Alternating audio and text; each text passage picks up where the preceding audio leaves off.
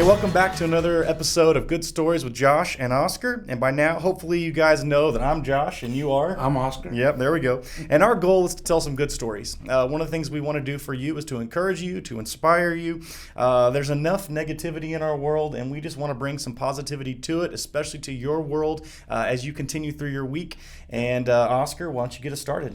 Yeah, so the first story takes us to Mount Vernon, Washington, where a few months ago they were called to a Dollar Tree where reports of a homeless man trying to steal socks.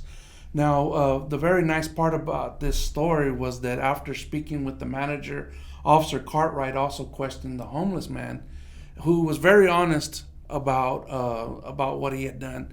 And so the officer basically said, hey, look, if you stop stealing, I'm going to buy you some socks, where he ended up spending $15 and buying several pairs of socks for the homeless man.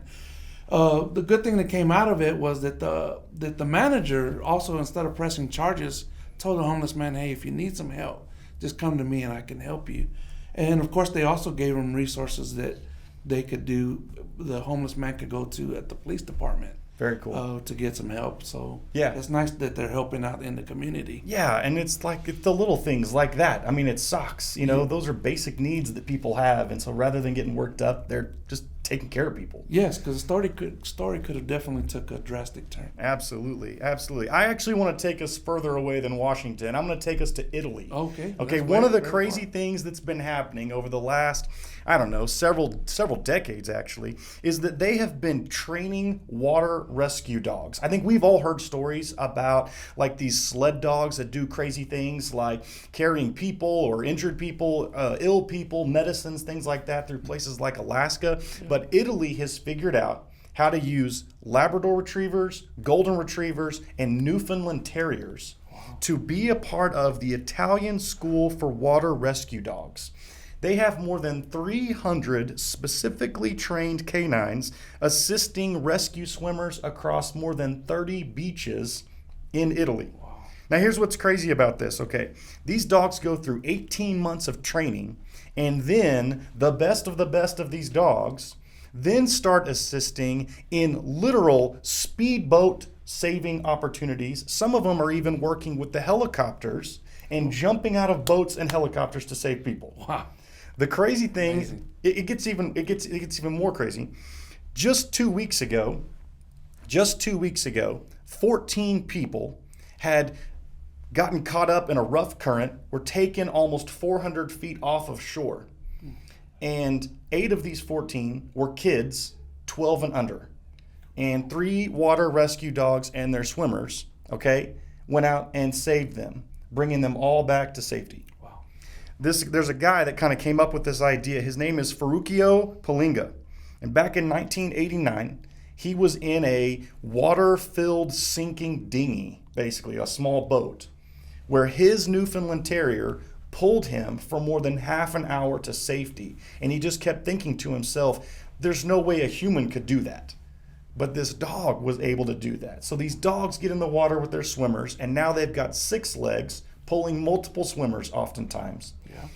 And it is just an amazing partnership between these two. These programs are also being set up now in the United States, Germany, Switzerland, and Azores. Wow. Yeah. Yeah, and I remember the video we watched, talked about that they were basically using regular dogs. I mean, it's not like they're breeding these dogs for that purpose. Yeah. It's crazy. Yeah, what you got on your next one? Yeah, so the next one, so as everybody knows, the Olympics has just been finished. And there's several stories that have come out of that of just humanity, just being a human being and and the focus not having to win at all costs. Yeah. The first story is USA's Isaiah Jewett, who actually could have probably won the 800 meter, but a Botswanan runner, Nigel Amos, actually fell in front of him and they both got entangled, and ultimately they lost the race. But when Jewett saw his competitor also in disbelief, hurt, he picked him up and said, come on, let's finish this race. And they did it together. Nice. And in arms, with their arms around each other. Yeah. So that was pretty awesome. Also, the second story is Gianmarco Tamberi from Italy and Mutaz Barshim from Qatar. And I apologize if I butchered the names. I wouldn't know any different. You're doing good. They actually had perfect score of a high jump of 7 feet 9.25 inches. Now, what the amazing part of this is, they could have gone to a jump off, but instead of doing the jump off, they decided that they would leave it as a tie and go ahead and share the gold. Nice. Now, that's not the first time that they've done this. They've been in kind of a similar situation, and back in 2010 and since have been friends. So again, not a win at all cost, you know. Yeah.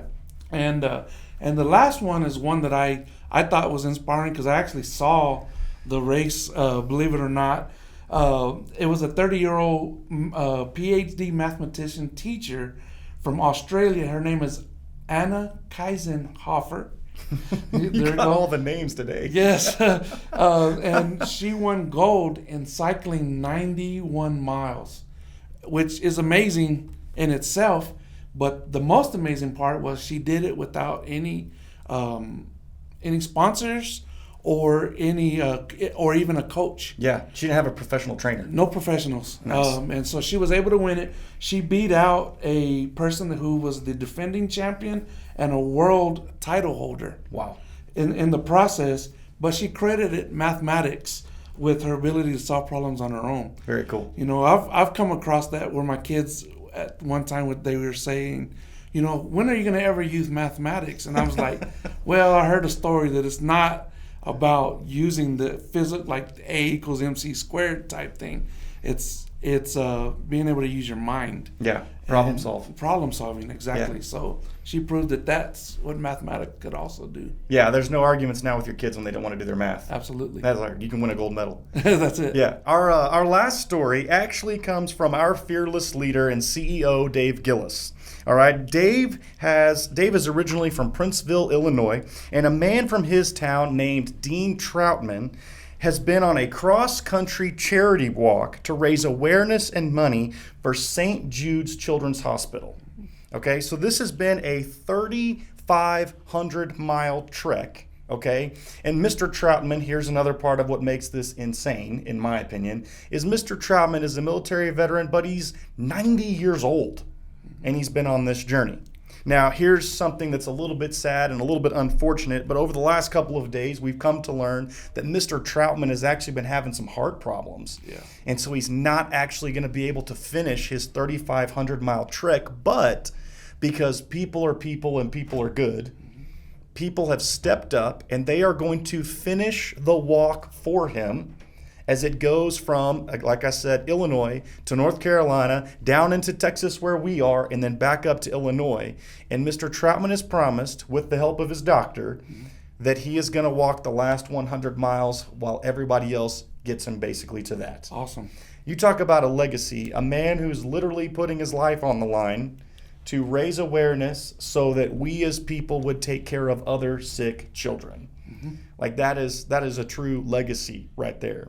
And I think that may be the best way to kind of finish this up is like, man, I wonder if we're supposed to do that. Just consider our own legacies and think about, are we leaving a legacy of humility and helpfulness and selflessness for others? Yeah. And just being a human and you know, going out there and doing extra, yeah, you know, for other people, and, you know, even bettering yourself could help actually better someone else. That's right. That's right. Well, this has been Good Stories with Josh and Oscar. I'm Josh. And I'm Oscar. And if y'all have any stories that inspire y'all, and feel free, just like Dave did, and share with us. Absolutely. We'd be happy to tell the story to everyone. Yep. You guys have a good day. Thank you.